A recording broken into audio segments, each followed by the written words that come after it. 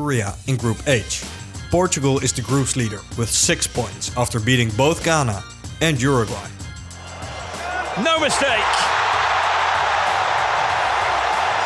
Bruno Fernandes does the business for Portugal.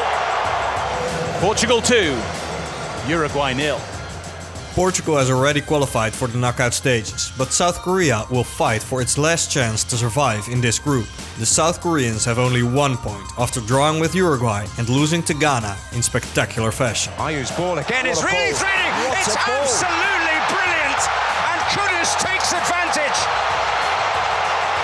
And Ghana in total command here!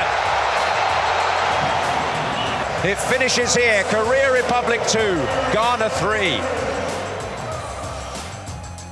South Korea needs a win against Portugal to keep their chances alive, although that might not even be enough, because Ghana or Uruguay can end up with the same amount of points and a better goal difference. Ghana and Uruguay will face each other in the other final game of this group. This will be a very heated game with a lot at stake for both, while the countries also have a complicated history. Ghana were eliminated by Uruguay in controversial fashion when they met in the quarterfinals of the 2010 World Cup. The Ghanaians were on the brink of qualifying for the semi-finals when Luis Suarez blocked a certain goal with his hands. Here we go. Boateng's there. Keeper's lost it. Appy is there. Blocked on the line. Blocked on the line again. Has it gone in? Flag goes up. And the officials are going to have to step in here. Well, it's a red card. It's been blocked on the line. Does this mean Ghana have got a penalty with the last kick of the game? Oh, I do not believe it.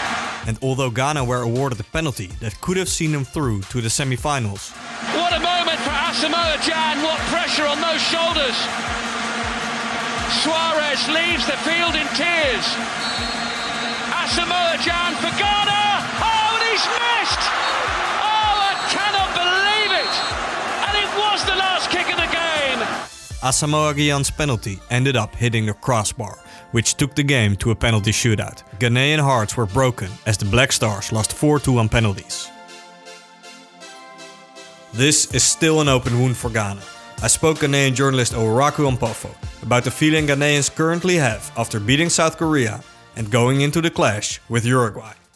So what Ghanaians are feeling after the second game against Korea is that of relief, because if Ghana had lost, that would have been the end of the FIFA World Cup for the Black Stars. And even though we took a 2-goal lead, South Korea ended up crawling back into the game, and it just left Ghanaians with a lot of anxiety. Thankfully, Mohamed Kudus was the hero on the day, becoming the first Ghanaian to score 2 goals in a single game, which left a lot of Ghanaians happy, because of how the first match went against Portugal, where the country felt that at least they had done enough to pick up a point from that game. But unfortunately, Naki Williams slipped at the last moment. But what the victory against South Korea does for the whole of Ghana is that it gives us the chance to be able to get the best possible revenge against Uruguay. 12 years ago, they broke our hearts after that Luis Suarez handball.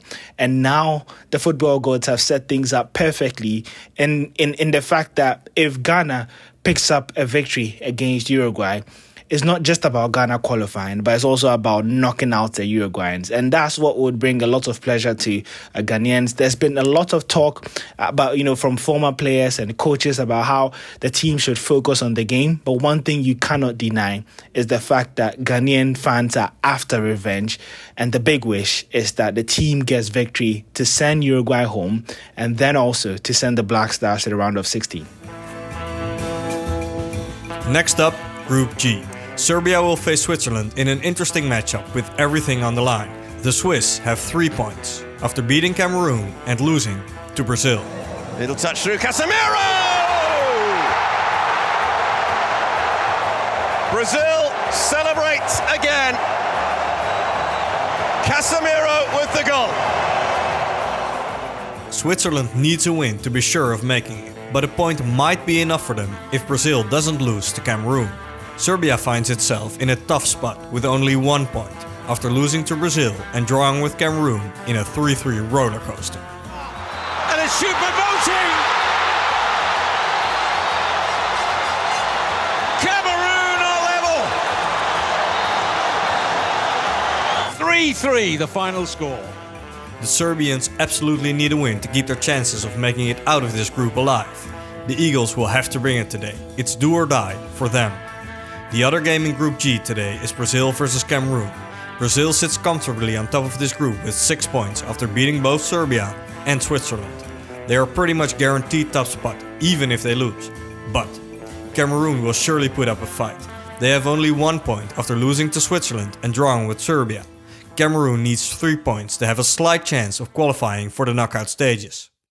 So, we have 4 crucial matches to look forward to today. South Korea versus Portugal, Ghana versus Uruguay, Serbia versus Switzerland, and Brazil versus Cameroon. I hope you have a great World Cup day, and we'll see you again tomorrow.